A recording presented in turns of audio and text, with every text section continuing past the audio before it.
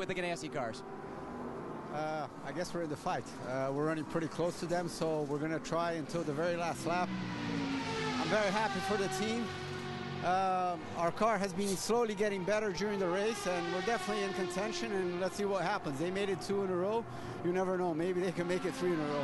He's sitting here with a teammate, Max Pappas. Max, a couple hours ago, we saw a little bit of a touch and go between you and I think it was Memo Rojas in the 01 car. Those guys used to be your teammates. Were you a little bit disappointed with that? No, like, I was driving as hard as I could. I told them that we were going to go for it. He's such an express guys deserve our best, and I'm really proud of what Christian has been doing and what everyone here in this team has been doing. We are really fighting hard. We are in the hunt. We can do it. And I really believe that I have a good feeling for it, and we are definitely giving everything we can. It is the proof of of how we are. I'm really proud of that. Well, it'd be nice if we could get a caution so they can address that rear spoiler. Justin? So the number 23 has just come in, the Legends of Motorsport, and Martin Brundle has got in the car. Looks like a pretty regular pit stop right now. Not much adjustment needed inside for the belts. They're cleaning out the front air, just did the fuel, took a new grip on the screen. Off they go. He's feeling a bit racy, as you say, mate. Yes, he's feeling very racy. A few more years fell away as Martin Brundle got back in the cockpit. A two-time winner of this race. He'd love to get another one before he goes back to the BBC booth to host their coverage of the 20 Formula One races in the 2011 season. Of course, you'll see them all here on Speed. Now Joey Hand moves up to second spot. And he has probably got... What's all this smoke? What's all this smoke? Whoa. Oh, the 60. Oh, no. He's moving quickly, so I suspect it's... Flat tire? Is it a tire again? Yeah, yes, it is. Boy, he's going way too fast. Wow. Goosen should know better than that. I thought maybe he'd blown up because he was going so quickly. That's going to come apart big time. Just exiting the chicane. Well, this may be the caution that the 9 car wants if it should come apart. Running 10th at the time. No 2 is in. Chris. As Scott Dixon hits the board down here, they're going to do 4 tires, fuel. Dixon going to stay in the car. They're giving him a new drink bottle because it is warming up. These drivers really giving it everything they can in these last couple hours. No changes to the car. Up here on the right front corner, looked like that tire changer made sure that that wheel was out of the way. They don't want to have the same problem with this car that they had with the 01. Just behind, Scott Pruitt getting in the Telmex machine. Joey Hand finally getting out of that car after a triple stint, an amazing stint where he took the lead and then having to give it up because of that penalty. So we're going to get with Joey Hand here in just a second. And right behind, Scott Pruitt getting in, getting ready for the final shootout. See a little wiggle there. Making sure that all 4 wheels are on right. Here comes Pruitt as everybody sets the stage after more than 22 hours of racing for the final blast to the checkered flag. One more pit stop. Will there be a yellow flag? Well, apparently some people have decided they can't wait any longer. They're going to bring their cars in under green, and away they'll go. There's Martin Brundle, who got in for Mark Blundell. Mark looked like he might have been a little exhausted when he got out of that car. Let's find out more with Justin Bell. Well, I know how you feel right now. The last thing you want to do is talk to me. I love talking to you, Justin. That really is quite hard work, the pace you're running at. I mean, it's really, but from a personal point of view, it must be quite liberating, refreshing to be that hard in a car at this stage. Yeah, I'm really happy. I mean, I've done 2 international races and a Brands Hatch Volkswagen Scirocco Cup race in 7.5 years. First one back in again for this year. So I'm happy. I'm not as fit as what I should be. I should be fitter, I know that, but I'm running businesses as well. So overall, I'm very happy. The team have done a great job. Michael Shanks Racing, United Autosports, done a fantastic job together. All of the crew, Ford engine, everything's run faultless so far, touch wood, but still a long way to go. We're not over yet, you know that.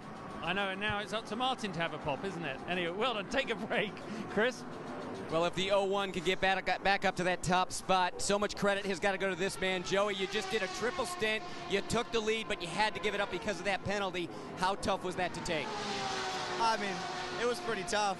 My right foot went numb at the end there, that second stint, the last stint, but the car is so good that, I was kind of upset. I wasn't happy with the call. so I was hard on it. Like a lot of my friends say, don't make me mad. So it was good for me. I do my best in an underdog situation, but great race car from Chip Ganassi Racing, Target, Telmex, Timmy Keene on the stand, keeping me alive out there. These guys are awesome, and it's a pleasure to drive for them. Joey, I was listening to you on the radio, and it seemed like you were complaining about your right foot even before that final stint, and then Tim Keene told you had to do a triple. How hard is it to dig deep like that? Well, it's easy if you just keep your foot on the floor, because my foot was numb, so I just kept it pegged as much as I could, but no, it was all right. You know, like, it's already fine now. It's just when you sit there so long, you get, kind of cramped up and stuff, so it's all good. The car's great. I didn't want, I wanted to do my part. I really want this bad. These guys really want this bad, and I know Scott Pruitt's the right guy to get it done for us. Well, he definitely did his part. Justin? A little bit of chaos down here when the fueler unplugged. Actually, fuel came out. It sort of jammed open. They had to set off the fire extinguisher and jump all over it. Look at the side of that car. Boom, it went up as they take off. And look at the stuff on the floor here. Just look at that. So David Donahue absolutely peed off. They never know why that kind of thing happens. Not sure which sequence of events caused it, but some of the most notable racing incidents have happened after you've had a fire in a car and you set off the fire extinguisher. And as a driver, I don't know about you, David, but I never, ever liked having sort of the fire extinguisher residue over the mechanicals of my racing car. Lead change up front. João Barbosa and Scott Dixon side by side. Scott Dixon's got the inside lines. They come through the trioval down to turn one.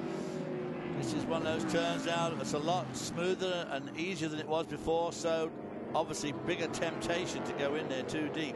Okay, here we go. Traffic. Dixon, traffic. Barbosa, that's Martin Brundle, third place with the red roof right there.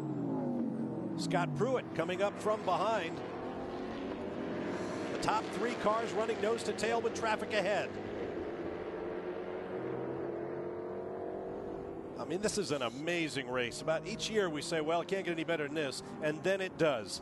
Boy, I mean, to have a duke it out like this with an hour and 45 minutes, hour and 40 minutes to go in a 24-hour, it's extraordinary. Martin Brundle now getting all racing, as Justin said when he left the pits. Excuse me, Chip Ganassi, you got a quick look at him there. He knows well coming into this that what you've done in the past really doesn't matter at all. You've got to get out here, you've got to prepare, and you've got to execute. And they've had their bumps during these 24 hours. But everybody is there to knock you off your perch. As the saying goes, if it were easy, everybody would be a winner of races like the Rolex 24. But they are not. And we are going to have an amazing finish here. The top three running nose to tail. Scott Dixon about 14 seconds behind the race leader. It's just getting interesting here in Daytona. We'll be back.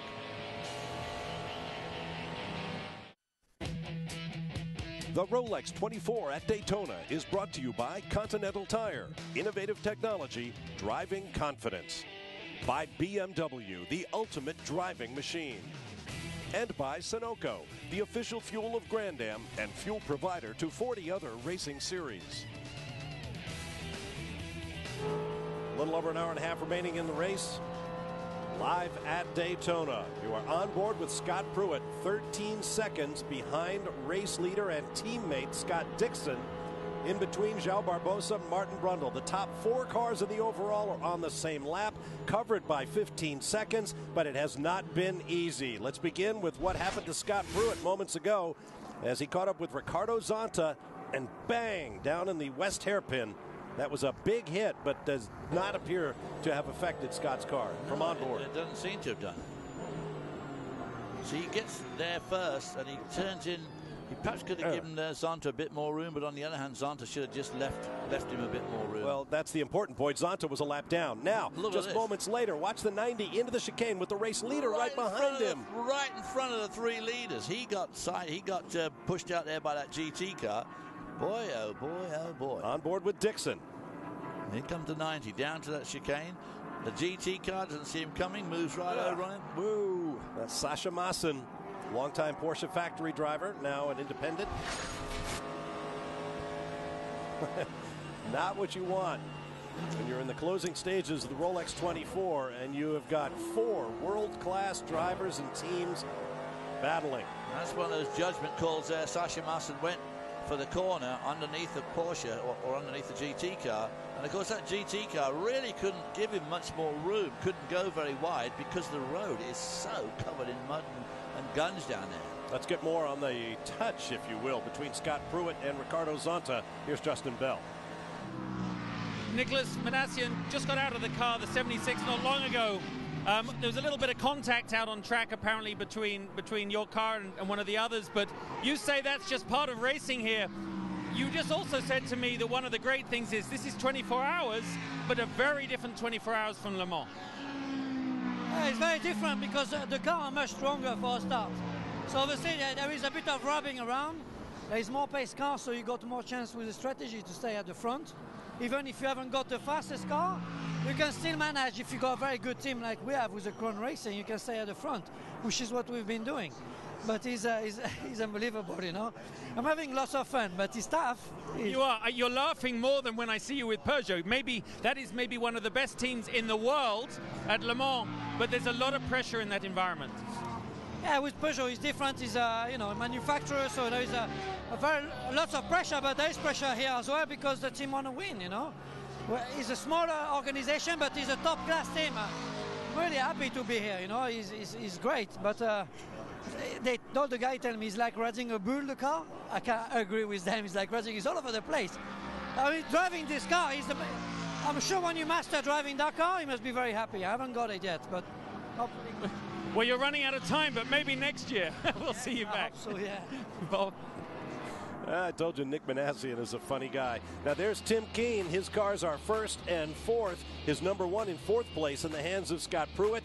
In between 2 other cars that they will try to beat to get the 1-2 finish, Keane says is their only goal at Daytona.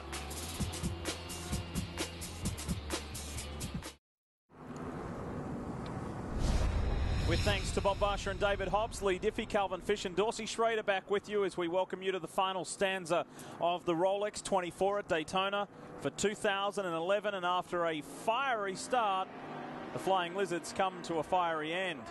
The pole sitter, Jörg Bergmeister, there's the lanky German, a former Series Daytona prototype champion. He has won this race in class and overall.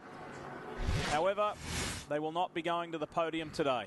Well, there's damage to the back of the car. It's been there for a long time, but something lets go, Dorsey. You can see the fire, and Jörg pulled it off near one of the fire stations. They're aware of those. The chief steward, Mark Graffoff, the race director, gives the drivers all of that information during the driver's briefing, but still, this thing burns for a while. Yeah, it's an oil fire, and Jörg was really, really smart not to stop on the grass. You see that right behind him. Made it over to the asphalt, parked there. Unfortunately, these fire guys don't really know that it's burning, and they're looking at the wrong area of the car. The right front of the engine's what's on fire. There's oil all over up there. These guys are just not getting it quite right.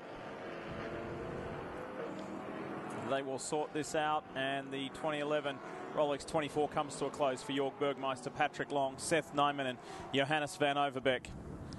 But they have given us something to remember, that's for sure, and we see another double yellow, a full course yellow fly here at Daytona with an hour and a half, just over an hour and a half remaining. 22nd full course caution of this 2011 24-hour so far. I think with the fuel situation, everyone was on for just one more stop. So by stopping now with an hour and a half left, they wouldn't be able to finish it off. It wouldn't be their final pit stop. But if you got poor track position, you may decide to do that. So now the load goes on those engineers in making the right call here under yellow. Chip Ganassi, he's been in this position many times before. For the past 2 years, he's seen his men and cars finish runner-up. He does not want that situation yet again. And we can't underscore enough what the past 12 months has been for that man and his organization. is the overall. And keep in mind that the time checks on the right-hand side of that graphic were before the yellow flew. That will change. But Dixon is in command. Joao Barbosa, the defending race winner for Action Express, is in second. Martin Brundle, Mark Blundell, Mark Patterson and Zach Brown. That's one of the stories of this year's race. It really is. It's sensational. Pruitt is really closing in on those leaders, about 16 seconds behind now. Plenty of time left, about 50 laps left in this race, and he's been clawing them in by about half a second to 1 second a lap. Watch out for the number 10 car. That car is flying. It's now only 1 lap behind. If these leaders should choose to pit, they may get back on the lead lap. That may be a decision that Ganassi takes to keep Scott Dixon out there, to not allow the 10 car back onto that lead lap. And that would be putting the fate in their hands, really, wouldn't it? I mean, basically, if they don't pit, then there's no way they're going to get the lap back. If they make that pit stop, then that gives the 10 equal ground to run it for the win. This has been a very interesting time and off-season for this team. Travis Jacobson, the lead engineer, a real pivotal person in this team, left the organisation to go to IndyCar for one of their rivals, Ganassi. He'll be working on Dario Franchitti's car as a second engineer this coming season. Brian Pilar, who was the data acquisition guy, stepped up and has handled this pressure very, very well. There's a lot of communication going on. Chris Neville's got the update. Yeah, interesting radio traffic between Tim Keen and Scott Pruitt. Initially, Tim Keen was saying that they were going to come to pit lane for fuel and tires. Then he and his engineers looked at the numbers and decided, nope, we're not going to, because we're definitely going to have to come back in later. But then Scott and Tim got in a bit of an argument. Scott saying, hey, I need the best tires I can to try and get this car to the front. I think we come in for tires right now. But Tim Keen saying, hey, no, you stay on the racetrack. I make the calls here. And right now, we've got the best car out there. You're about a second a lap quicker than everybody else. So just stay out there, Scott. We can't let the 10 car get between us and the cars up front, even though they aren't on the lead lap.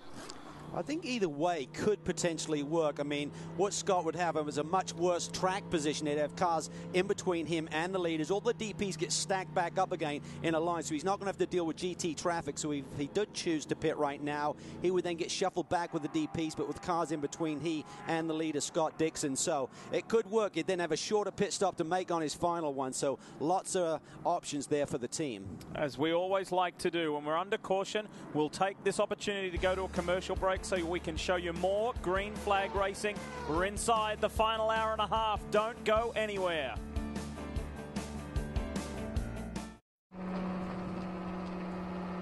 We're far from done here at the Rolex 24 at Daytona. However, after we are, there is an interesting and entertaining afternoon and evening coming up. Being capped off at 7 p.m. this evening with your weekly motorsports wrap, the Speed Report, bringing you up to date with everything that has gone on this week and weekend in the 2- and 4-wheeled world that we love. The Speed Report with Adam Alexander and Chris Devoda tonight at 7 p.m. Eastern. So we're still under yellow, and while we're away, there was a very important pit stop that was made. Let's show you what went down. Scott Pruitt in the 01 Ganassi squad decided to pit. So Chris highlighted that tug of war going on between Tim Keen and Scott Pruitt. They obviously decided to change their minds. And I think it's a good call, because now Scotty's topped up with fuel. It means he's got a 10-lap bigger fuel window to make that next stop on. He's got fresh rubber. The only thing is he's going to be a bit further back in the DP field, so he's got to cut through that traffic. Remember, the GT cars move to the side to allow all the DPs together. I like the call. It also does two other things. It makes both of the Ganassi cars, one or the other's got a capability of winning, and it traps the 10 car. Since the 02 did not pit, it traps him a lap down, which would be a potent And remember, car. if we get a yellow flag, Dorsey, where everyone's in their window to get to the finish, his pit stop will be much shorter, because he doesn't have to fill in the bigger hole in the tank. A full 10 seconds shorter in theory. So that's a win-win. I mean, he's got 2 bullets in the gun, and both of them are capable. Scott Dixon, Joao Barbosa, Martin Brundle on screen right there. This should be a war, boys. It's going to be great. Tell you. This is going to be great. Well, you think about it, a year ago, we've had multi-car races to the line, 4 cars, as many as 4 cars in the DP era racing to the finish in this event. Last year, it was just a source of frustration. Action Express had so much of a lead on Ganassi. Ganassi couldn't do anything about it. The Action Express boys were laughing all the way to victory lane, and essentially the same group of people won this race back-to-back years. They're vying for 3 in a row. Yes, it was Brumos 2 years ago, Action Express last year, and Action Express vying for another win in 2011. And remember, we talk about that 10-second potential difference that you just said, Dorsey, in the refueling time of the 01 to the other 3 leaders. Even if there's not a yellow and we have green flag stops, Scott Pruett, as long as he's within that 10 seconds, he'll be that much faster on pit lane. He should leapfrog to the front, so there's going to be a lot of strategy playing out here in these final few laps. And when we come back to the Rolex 24 Daytona 2012, there's a good chance that these cars will look substantially different. The reason why is that Grand Am are going to implement some changes to the existing bodywork and chassis, and they've been working very hard in the off-season and last year at a fabulous facility in Concord, North Carolina. It is the Wind Shear Wind Tunnel. It's North America's 180-mile-an-hour rolling road wind tunnel. It's the first of its kind in this country. And Grand Am have been doing extensive work, Dors. Years back, it was just blowing the smoke over the bodywork and see what kind of downforce and drag numbers you have. But this is a rolling plane wind tunnel. Those tires, as you see rolling along there at 160, 180 miles per hour, they throw out a vortex of air of their own, and they change the whole vehicle dynamics of what's going on with that air. Yeah, and talking to Dave Spitzer, he was there, the VP of competition for Grand Am. He said it was a great tool for us to use. We could really learn a lot about what the aero changes made in terms of really balancing the field in the future and seeing what changes we should allow for the various chassis manufacturers. But they're doing a lot of simulation work. It's not just this wind shear facility. They've got a lot of different elements in place to really try and, you know, balance the field and really keep the competition as tight as it is. And obvious, what they've been doing has been working as well, because this field is unbelievable. Not only the chassis are stacked in one favor a little bit. On the engine side of things and gearbox side of things, it's all very, very equal. We've been watching a lot of Daytona prototypes, and rightly so. It's for the overall victory, and it's been incredibly entertaining. I want to verbally update you on GT. Andy Lally for TRG still has a 2-lap advantage over another Porsche, Bryce Miller in the Paul Miller Racing entry, and then the Dempsey Racing, as in Patrick Dempsey, yes, McDreamy, the Hollywood actor. This is his car, and the 40 is looking good. In third place at the moment. It is 2 laps down on the second place car, but at the moment 1 foot on the podium with 1 hour 20 to go. Set to get back up to full speed. Scott Dixon heads this field, but he'll have a rear view mirror full of Joao Barbosa, and Martin Brundle is in that top 3 as well. The top 3 start to duke it out, and it's up to Pruett to try and get through that next gaggle of cars that are lap or laps down. On board with Pruett, trying to go on the outside of the 90. He needs to be aggressive, but he has to be a little bit patient, Dorsey. He has time on his side. He does, but he's got to be aggressive because the other guy's going to squirt away if he doesn't. A 60 to his right, nowhere to go. He's got a roadblock. Oh, and they've almost touched. Oz Negri collides with EJ Vizo, IndyCar driver. Pruett saying, come on, boys, make life easy for me. Give me a passage through here. Another point of contact there. Vizo needs to be careful. So does Pruett, because if the two of those get tangled together, he's got nowhere to go. Scotty is the master. He's got so much experience. He knows how to get the job done. He knows how aggressive to be and not damage the race car. So 1 out of the way. That's 1 on a long list. Potentially right now you can be the most aggressive. You got everything brand new. The car's fresh. And usually you can pounce on people. But these guys are so good and the car's so equal. Well, he had one of the fastest cars. I'd have to say the 10 car of the cars that are running may have a slight edge in speed, but he's certainly got equal fast car to the leaders right now, so he just needs to execute. Stay patient. Stay in touch with Timmy Keane, the man on your box who you've worked so hard and won so many championships with, just to walk you and talk you through this race. Here's Dixon in the Target Telmex BMW Riley. His teammates won Pablo Montoya, Dario Franchitti, and Jamie McMurray. It's been quite the foursome, and they've done an outstanding job. Joao Barbosa, he and his good mate Terry Borchella, his permanent teammate Terry Borchella, Max Pappas and Christian Fittipaldi, and Brundle's got a run on Barbosa. Trouble for the 53 TRG machine. Simple spin so far right there in the bus stop like we've been seeing so often. Joe Castellano turns it round, no harm done, and will be able to get going again. Brundle feels he has a real chance here on Barbosa. He really does. That 23 car is hooked up. You see Barbosa there run a little wide. There's no grip there on the exit of turn 1. If you run wide through that corner, you really struggle to get the power down, and that will then hurt your exit speed and the chute that you have to the next corner. Particularly now after so many miles of racing, so much debris out there. Here comes Pruett. He got by the 60 of Oz Negri. Oz is back in 10th position and multiple laps down. We ride with Pruett again. Easy flat that time through there. Car's going to be feeling good. These fresh tires will now start to come in. These Continental tires come in really, really quickly. It's something that the drivers really love. By coming in, it just means that they have the grip that the drivers are looking for. They come up to temperature. And they stay really good for at least 10 laps before they really start to mellow out, if you will. Look at that. Now remember, these two cars had a little bit of argy-bargy not long ago. Are there any bad feelings? Zonta goes high. Pruitt will stay down on the yellow, down on the apron. Now tucks in back behind the Ford Lola. He can't afford to mess around, though. He's got to be efficient with these passes. Oh, he didn't have the top speed to get into the draft. That Lola has been really impressive here during the course of this race, and Zonta's one of the best. He's won here before in the Daytona prototypes. Good run off the corner there. Pruitt should get the draft, but the Lola was quicker. At least it was on that backstretch. It's unlikely we'll see that Ford Lola from Krone Racing again this year. I hope they change their mind, because the car has shown good pace and it's put in a good race. Now Pruitt's got to run on Ricardo. And this is where that top gear will come into play. He had too short a gear to start this race with. They changed it. This may allow him to take the run. Yeah.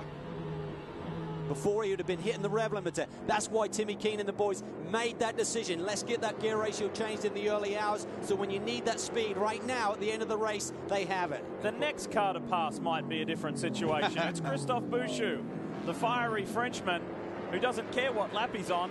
He is racing all the time, every lap. The 55 level 5 machine. Here's our leader, Scott Dixon. He's got almost a 2-second advantage over Joao Barbosa now. Barbosa may be getting distracted by Brundle behind. And I think I'll be really keen to hear the feedback and the feelings of Wayne Taylor, Simon Hodgson from the SunTrust team. It has been a remarkable comeback from the 10. 5th outright at the moment and 1 lap down. I was about to say, don't count out Max Angelelli, because it looks like he's tagged into the back of that draft pack now. They went down multiple laps after having that collision with the 0-2 car in the early evening hours. They had to realign the car. They then found that they had a steering problem a little bit later, lost another 3 laps, having clawed their way back onto the lead lap. And unfortunately for them, the leaders didn't pit during the last caution, allowing them to get back onto the lead lap. Here's Pruitt. He's finally caught Christophe Bouchou. Both BMW-powered Riley chassis cars. And it comes down to downforce. Who's got the most, and what can we do on the straight line speed?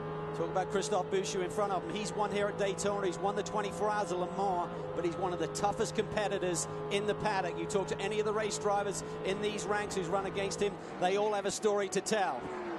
Huge week coming up for the Level 5 Motorsport team. They're based in Madison, Wisconsin. Of course, a week from now, it's Super Bowl time with the Green Bay Packers. They'll be a little bit preoccupied in a week's time. They will have recovered from this event. Pruitt trying to work an angle here. Is Bouchou going to allow him to go up the inside? You think about this. The Level 5 team, they'll be rooting for the Packers. Chip Ganassi, he's a Pittsburgh boy. He wants the Steelers to win next weekend. Chip's a big Steelers fan. So what, are we going to wreck here? I think Pruitt will be okay as long as they keep tabs on the leaders up ahead of them. You can see Dixon just leaving the picture right there. 5 cars ahead of this battle. Pruitt got a big pull down the straightaway last time by. If he doesn't get him here, I would expect that run down into the hairpin. But he recognizes his competitor. Oh, look at that. Bouchou runs wide. Pruitt takes advantage. Great experience there. He didn't want to force the issue. Being very methodical in executing these passes. The clock is running out. Is that man there, Patrick Dempsey, going to stand on the podium today? It's looking good.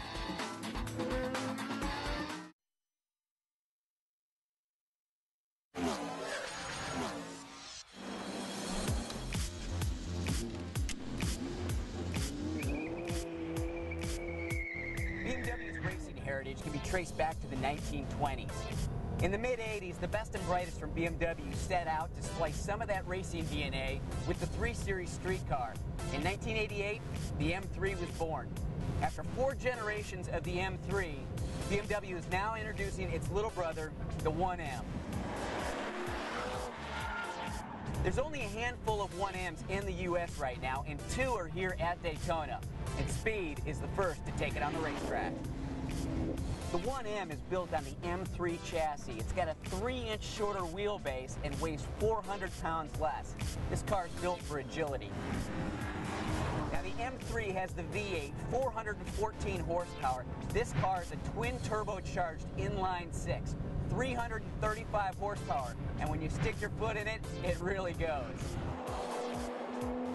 Coming into turn 1, we're going to get on the brakes. And this has the M3 brake, tire, and wheel package.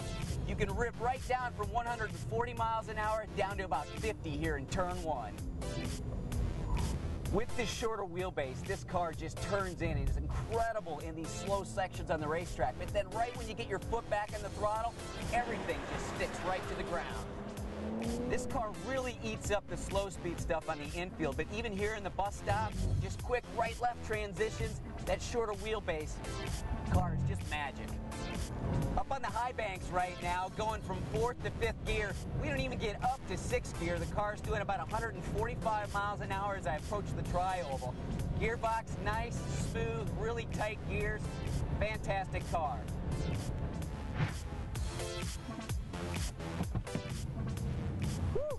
Now that is one fun little hot rod. You can really see how drivers like Hot Stood, Billy Oberlin, and Joey Hand have racked up so many wins for BMW. And that's the car that's pacing the field this weekend at the Rolex 24, and I can tell you that Chris Neville was beaming after that drive for about 2 days. My question is, since there's two of them here, how come I didn't get the other one to play with? They knew better, Doris. They know your history. Look at this. Look at this. Here comes the 01. The Telmex BMW Riley for Chip Ganassi with the three-time champ behind the wheel. Pruitt is down to the 141s, a 141.7, fastest lap on the around the last time. Barbosa's in the 41s as well, but a few tenths slower, and he's right up on Max the Axe now. Brian. Joao Barbosa trying to take the 9 to the front. We talked about perhaps repairing that spoiler in the back of the 9, that right rear. They've lost several hundred pounds of downforce, but I talked to Elton Sawyer, the director of race operations there at Action Express, and he said even under the caution, we felt like we would give up too much time on the racetrack. As close and as competitive it is, track position is everything. Right now, with Joao's experience, he's just going to have to drive it. And he's doing a very good job at doing just that. That is Scott Dixon immediately ahead, the race leader. Here we see Pruitt trying to make that move on Angelelli. Now remember, the SunTrust team are very upset about being clobbered by the 02 car last evening. Phil, it may have cost them the race. And also think about the big picture. Championship. Angelelli's not going to want to let Pruitt get to the head of this field and score maximum points here today. On the other hand, though, Angelelli, by his own admission, admires Pruitt. He says he is one of the best. He is the guy to beat. He has a lot of respect for that man. Never really see these two guys get into it. They race each other hard, but they never really get into it. Oh, and that's Martin Brundle, who's been pushed wide. And Pruitt grabs a position back, so Pruitt moves back up into 3. Good work from Martin there, not to blow the bus stop chicane, was able to get it back on track. And I think he was just caught unawares there by Angelelli on the inside. Probably his first taste of Max the Axe. You know he's going to come through. He's a demon on the brakes. Really nothing to lose. Remember, he needs to get his way onto that lead lap, then maybe catch a yellow. He could be back in the mix for a win today. Talk us through, Dawes. Take a look here. We're going up into the brake zone. You see that Max to the inside. Martin just gets cut off. And then he did the right thing right there. Instead of turning down in there where he probably would have started into a spin, he just stayed straight, slowed the car, and then made the corner. I think he was caught totally unawares by Max's deep braking maneuvers. So the difference between Angelelli and where our overall race leader is not too great a distance. If Angelelli, with Pruitt pushing him, can catch Joao Barbosa and Scott Dixon, he is in a position to grab that lap back and join the lead lap runners. Maybe he can push Max up through there, who knows. Remember, the ace in Scott Pruitt's hand right now is he's got more fuel on board, so if everyone comes in together, he'll be first off pit lane. If the others come, he can stay. So a lot of options for Timmy Keane. Again, updating you on GT, Andy Lally for TRG still boasts a 2-lap advantage over Bryce Miller. Third is Dempsey Racing. Let's hear from one of the team co-owners.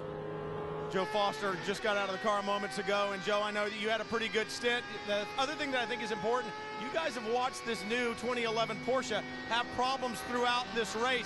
Sitting back in third, I know you're content with the pace that you're running right now. It's about all you got, but keeping your fingers crossed? Well, absolutely, we're keeping our fingers crossed. We're having a great run. Our Mazda's been very, very reliable, as Mazdas always have. Mazdas are known for that. Certainly the German cars are definitely faster than us. That's plain to see, but the rules are what they are right now, and so we're going to make the best of it in a long race like this. We definitely have a chance if we stay competitive. We have good pit stops and all that. We have had a few technical problems with the car, but in general, you know, visit Florida, share a little sunshine. Mazda's doing fantastic. We've been changing batteries in it, have some electrical issues. We're not sure everything is actually still connected or not broken inside. It's definitely a wounded warrior at the moment, like every other car out here. So we're just making laps. We're trying to nurse it to the end. He was looking at his watch a minute ago going, come on, time, it needs to tick off. From third to first in GT, let's check in with Jamie. Spencer Pumpelli standing by. Andy Lally's going to finish out this race. Spencer, you've won here before. You know what it takes, and you know what this final hour is like. What's the anxiety at this point? Oh, it's terrible. I've been trying to find anything I can possibly do to keep my mind off of what's going on. But, yeah, the minutes get longer and longer every time one ticks off. But, you know, Andy's out there. He's the best guy that I could imagine being out there for us right now. So I can at least relax knowing that we're in good hands there. But, man, this has been a long race. We're all exhausted. We've fought a lot of adversity tonight. It's not been a flawless run for us, but these guys just keep bouncing back every time. Every time something gets thrown our way, we found a way to deal with it. So if we could just hang on for a little bit more, I think we'll be in good shape. Now, we heard on the radio the car's making a lot of noises. It's been running now for almost 24 hours. What condition is it in at this point? You know, it's actually right now, when I got out of it was pretty good. There's a lot of noises for sure, but nothing unusual. In fact, it's not any worse now than it was when I got out of it last night. So car's running good. We just got still a long way to go. All right, just another hour, guys. Spencer Pumpelli on the left, Andy Lally, his good friend and long-time TRG teammate in the cockpit. And there's a saying in Rolex GT racing, particularly with TRG, when you want the job done, you give it to Andy. Looks like he's just driving off to work on any given day, and that is what he's doing, as a matter of fact, because this is what he does for his job every single day. So efficient behind the wheel, sorry, Lee, but, you know, it just looks calm and relaxed. It's not like he's hurried, not rushing anything, but maximizing everything that Porsche will give him in the late stages of the going, but not using the car up. That's the key. Just baby it to the finish. They got a healthy lead. Look at Pruitt working on Angelelli. Getting a little bit frustrated now. He wants by. He's going to have to get by. Still got to think about the big picture. He's got the buffer right now with that fuel, so he doesn't have to really push the issue. Pruitt, that is. If he could push Max up to speed, it could be pretty interesting. I'd love to see Max on the same lap. I think long as Scott can see Dixon not pulling away too much, he'll be content. But if Dixon starts to stretch the lead over these guys, he's got to go. Well, Timmy will be telling him, too, don't worry about it. You're good. You're good. Just going to have a faster pit stop when it does happen, that's for sure. Just reminding you that the car we're looking at, the SunTrust Dallara, Chevy Dallara, is not on the lead lap. So this is not a pass for position right here, right now. But Angelelli right there, center of screen, is trying to bridge the gap to race leader Scott Dixon and indeed get back on the lead lap. An hour and 1 minute to go. And boy, this will feel like the longest hour ever for those in contention. This man is plug and play. 2006, climbed aboard and drove Chip Ganassi's team to its first Rolex 24 at Daytona victory, along with Dan Weldon and Casey Mears. He would dearly love to do it again with another superstar lineup. We'll see if he can do it.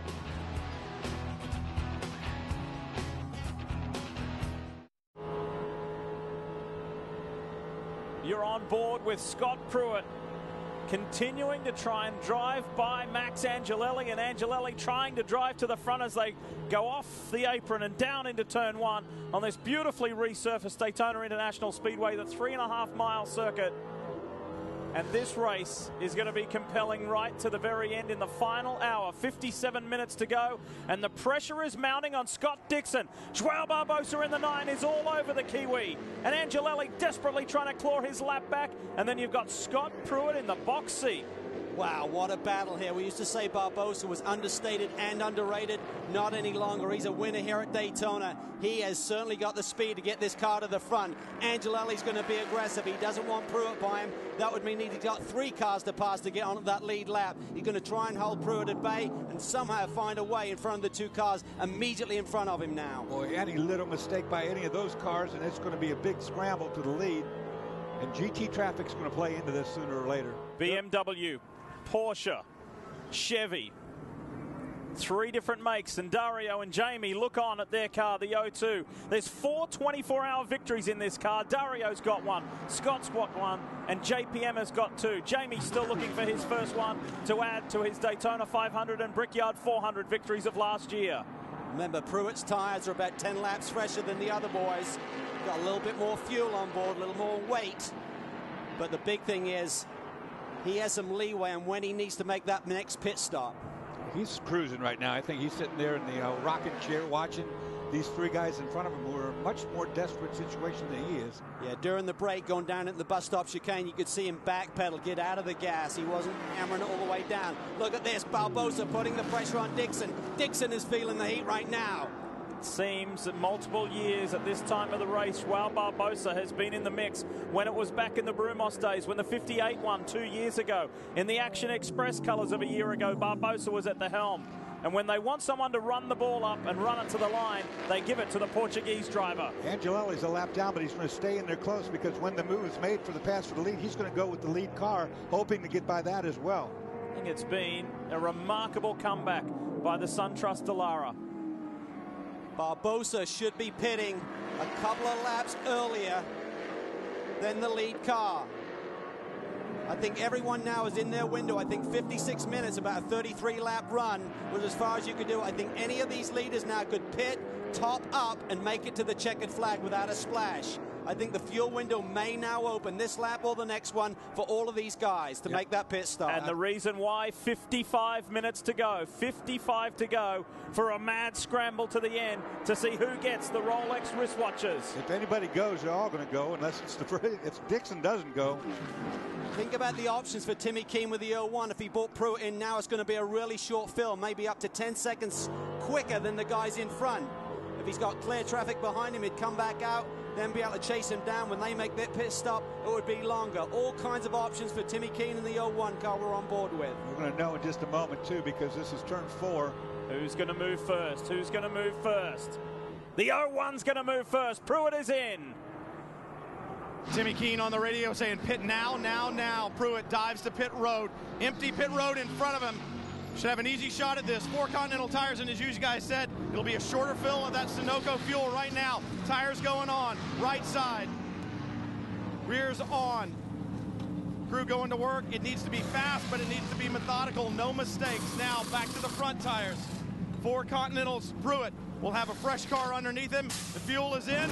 Pruitt away. Chris. Martin Brundle in the 23 car also hits pit lane. The team going to do fuel and tires. This is going to be a little bit longer stop because it's been quite a bit longer since this team has been to pit lane. Scott Pruitt already down and away, going down pit lane. This team dumping their tires, getting ready to fill the fuel. Got to make sure they get every drop in there, and he's down and away. Yeah, they need every drop, Chris. This is going to be a full fuel run with no cautions, so they need the last gas of fuel there. They couldn't afford to let him go any earlier. And you saw that car creeping forward. The clutch was getting hot from him revving the engine. It was about to leave whether he wanted to or not. Yeah, Martin had it in gear, and that starts to creep. Everything's warm at this stage of the race. Did you see Angelelli make a move on Barbosa down into 1? He couldn't quite execute it. He feels he's got a chance to get that lap back, but time is running out. So is fuel. If anyone flinches here, it's going to be Barbosa first, I think, Dorsey's got a couple more laps on this run compared to the other 2 cars he's in the mix with. You have to assume they'll be coming. I mean, the cards have been dealt. I think he may be able to go 1 more for Barbosa. Dixon's probably got 3 more he can go, at least. Keep an eye on the 9. Here he comes. Yep. 9 is in, Brian. Barbosa to pit road. Crew is set up, and he'll have to continue to struggle with the lack of aerodynamics on the right rear of this Action Express entry. Right now, the crew going to work. Fuel going in. It's going to take longer for fuel. Tires going on as well, so it's going to be a little longer stop than Scott Pruitt had, and then Barbosa's going to be back out. We talk about the lack of downforce on the right rear of this car, and it's really been what's been holding them back. No one will ever know if that has kept them from the Rolex watch or not. Joao Barbosa has won twice here at the Rolex 24, once in class, once overall. He wants to make it 3. Fuel, the agonizing wait for the fuel. Now he's free. Keep in mind what's on the line for these boys. 3 consecutive wins for Porsche. Here comes Pruitt. Remember, 45 miles an hour, you have to drive down pit lane, then that very tight pit exit. Pruitt's going to leapfrog around the 9 for position. Now, for the 02 car, damned if you do, damned if you don't. If you come into pit lane now, it's going to be a longer fuel fill. If you wait and catch a caution, pit lane is closed. You're going to lose the lead anyway. Tough decision for Mike Hull. I don't think they can keep the lead whatever they do. This is all going the way of the 01. All going the way of the 01. On that previous stop, Timmy Keane was so optimistic. He said, this is the stop that's going to win us the race. Just you watch. Well, we are. We'll see. But so far, so good for the 01. Dixon is on his 30th lap. We've seen him stretch it at about 33, so they can still wait. What will Mike Hull do? You can't control fate. You can't change what's going to happen. That's one thing about it. But he's got one more lap. He's going to run around one more time. Pruitt is now second. Pruitt is now second on the road. Angelelli still looking to get back on that lead lap. He's going to hound Dixon here. What he needs to get around Dixon and then a yellow immediately to have any chance. The yellow is imperative. I mean, he will get around him because the 02 is going to pit this lap. Still not going to help him in the Pruitt situation, but this is what he needs. He's got to somehow get around Scott Dixon and hope for a break. But that's a lot to wish for. Unless he causes his own. Not going to go there.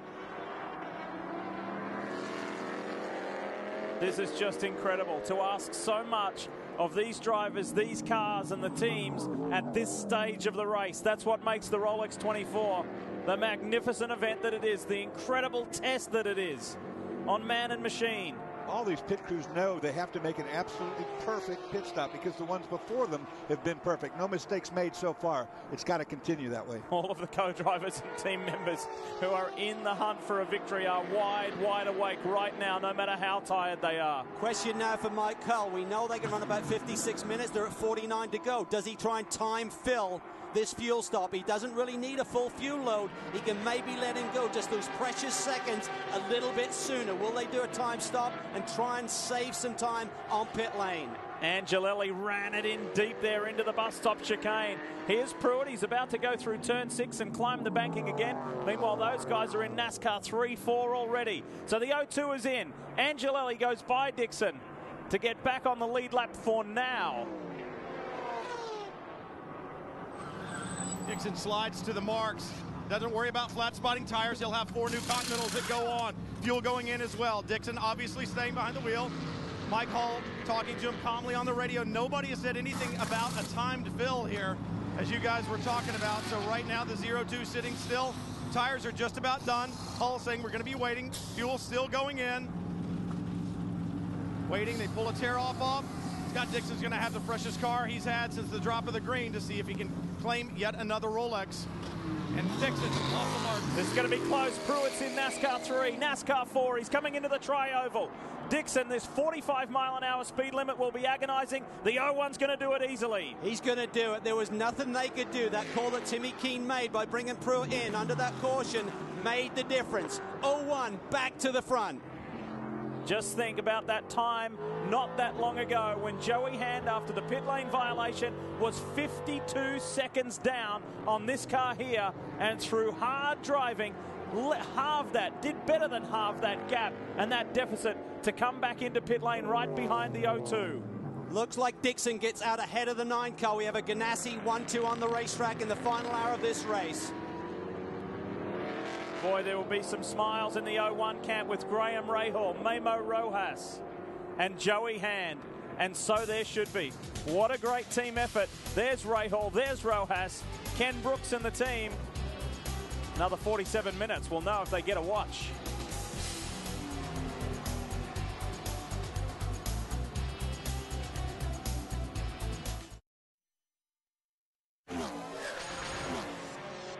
Montoya's going to have to go high.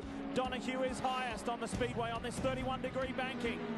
Road is clear ahead of them. Montoya. He's ahead. David has got the run. He's got the lead. The last 2 years upset us quite a bit, honestly. I think the year before last, we just got plain outran on speed. And the Donahue family name is back in victory lane. There was just nothing we could do about it. Last year we It was just a mistake. Justin thought that the car was broken, went to the garage, and you know, it really wasn't an issue, so we didn't actually end up losing a lap, but we lost the race because of it. This is exciting stuff. The Action Express team on debut go to victory lane at the Rolex 24. You're given the tools to win, you expect to win, you know, and that's what we come here to do. We want to win outright, no matter what, but first and second is really what we want more than anything. Well, there's the man that you just heard from on tape, and now there he is sitting there live, called the shots. He and Scott Pruitt working together. He works with Ian Rojas all season long, and it's all about teamwork, team spirit. He's been with Ganassi for many, many years, from the kart days through to now the Grand Am sports car days. He's an integral part of Chip Ganassi racing with Felix Sabates, and he could have made the call of the race. We'll find out in 3/4 of an hour. Actually, he would have made more than one of the calls, because that gearbox one would have been one as well. Chris? Well, Lee, think about that call. Rewind 45 minutes when that caution came out. His initial call was to stay out, and Scott Pruitt, not only his ability behind the wheel, but his understanding of the game, said, hey guys, let's think about this. Let's think about coming in. And Timmy was saying, no, Scott, you got to stay out. You got to stay out. But he knows, Scott knows this game. So he and his engineers thought about that strategy, then decided, let's change it. Let's bring him in. And it was that strategy that put them where they are. That's amazing. Scott not only drives this race car without really, I mean, he just drives it like there's nothing going on there, but he's thinking ahead. He's thinking about those scenarios too. He fully well understood what the situation was when he had those pit stops. TRG 67, the Sargent and Lundy entry with Andy Lally behind the wheel. It's the class-leading car with still a 2-lap advantage over Bryce Miller in the 48 Marquis Jet Porsche. And then Bryce has a comfortable margin, a 2-lap margin over Charles Espenlaub in the Dempsey Racing Mazda as well. So it's all status quo in GT. No one under immediate threat for their positions so long as things remain as is for the next 42 minutes. Here we see the call. Horst Farnbacher is basically crewing and engineering this car, and he's got a fresh tires on every stop. He didn't want to take any chances. Looks like the 48 have done fuel only. They may get one of those laps back. Jamie, what do you see down there? Well, there's a little bit of Porsche teamwork going on pit lane. Muehlner Motorsports, professional team coming over for their first Rolex race in the States. They're pitted in front of TRG. Because TRG doesn't have a clutch and they're going to have to push the car forward, they shifted their entire crew to do service on the number 18 car just so that they didn't get in the way. But now the number 67 out and underway with 4 fresh tires and a fuel. Well, you need those favors. I mean, teams have to work together. They could be in a similar position, and I'm sure Kevin and the TRG group would repay that favor. So right now, one of the most experienced guys in these cars has got fresh tires, a full fuel load, and he's got 41 minutes left on the clock to try and grab another Rolex. He's got quite a collection, Dorsey. Yeah, he does that. Jamie McMurray having a good conversation, smiling a lot there with team owner Chip Ganassi. Things looking good for now, but like we always say, there's another 40 minutes left. And you remember last year, in amongst the slew of awards that Chip Ganassi got, he got his own phrase named after him, achieving the Chipple, which was a triple win for Chip in one weekend with Grand Am, IndyCar, and NASCAR Sprint Cup. And So that is an amazing accomplishment. There's no question. 3 different venues, 3 different series on the one weekend. Here we have the battle for second spot. Scott Dixon now being hounded by Joao Barbosa. Can he hang on? Can Timmy Keane get that 1-2 that the Ganassi organization are looking for? Or will Barbosa have something to say about it? You can't relax. I mean, think about this. When you're running 1-2, you think, okay, I got 2 bullets in the gun. If Barbosa can get by, then you're sweating it. And anything can and does happen. And there's a long way. How many times have you seen these things go down to, well, closer to the end than 40 minutes? There was some discussion going on about 2 minutes ago between Chip Ganassi and Grand Am officials on pit road. And Chip was worried that the 10 was not being all that sportsmanly and was perhaps holding the 0-2 up. That has since resolved itself right there on the racetrack with Max Angelelli still holding on to 5th outright. 4th spot, we still have the 23 car of Martin Brundle, who's done a tremendous job on his return to pro racing. I'm sure it's whetted his appetite. We'd love to see him back with some more, but of course he's going to be very busy this year with his Formula One broadcasting duties over in England. Big for BMW here. Remember the last time Ganassi won, it was with a Lexus power plant. So there is a lot on the line as far as BMW, and a big shout out to Steve Dynan and his staff. Gets the support of BMW, and he is the authorized builder of those engines for Chip Ganassi Racing with Felix Sabates. In the hot seat last year, they copped a little bit of grief, and they had their hands slapped for perhaps being outside the performance parameters. However, it was a landmark season for those BMW-powered Rileys last year. We climb aboard with Charles Espinlaub, who currently holds on and should stay in third place for Dempsey Racing's best ever result at the Rolex 24 at Daytona. A year ago, the 40 car finished 6th. The sister car, the 41, has won in Rolex competition before, but they've never been on the podium at this event. This would be something to celebrate with this brand new car. It certainly would. And there you see the difference between the GT and the DP machine. Certainly in straightaway speed, braking ability for the bus stop, and then the downforce through that chicane, Dorsey. The DPs really rocket through there with this new race surface. You look at Charles, and he uses all of those curves, and you hear the tires don't hit as hard as the DP because there's no downforce. And the roll of these chassis, you said it earlier, Calvin, it actually hikes the front wheel over the top of those bumps. Right on the rev limiter there, boys. I want to update you on some other positions behind the top 5 that we've been featuring. Ricardo Zonta for Krone Racing is still 6th. AJ Armandinger, NASCAR Sprint Cup star, is 7th. Christophe Bouchou for Level 5 is 8th. Darren Law is 9th in the sister Action Express car. And John Pugh in the 60 Mike Shank Crown Royal Ford Riley is in the top 10. The second Level 5 car with Richard Westbrook is 11th. Best GT is Andy Lally. We know that for TRG, and that's in the 12th outright position. If you just turned on and you're wondering where your favourite driver Jimmy Johnson is, it's been a tough day for the Bob Stallings Gainsco entry. The 99 started off by having brake problems, and then it was clouded by Juan Pablo Montoya. They've had a slew of problems. They are in 15th overall, but they are not in the race, so to speak. There they are.